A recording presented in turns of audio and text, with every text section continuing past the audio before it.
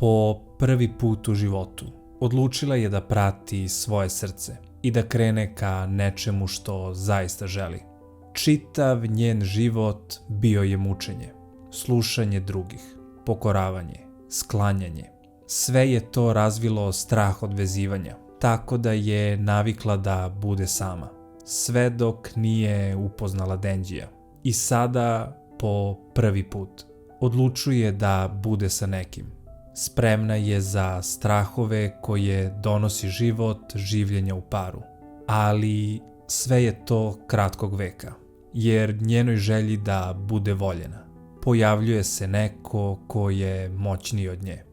Uprko suprotstavljanju svome strahu i suočavanju sa svojim nerazrešenim problemima, još na prvom koraku zaustavlja je neko moćniji.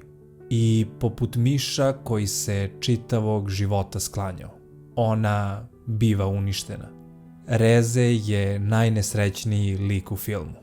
Ne samo da je njena prošlost bolna, već je takva i njena sadašnjost. Jer osim sebe i misli da može da bude sa Denđijem, nema ništa drugo.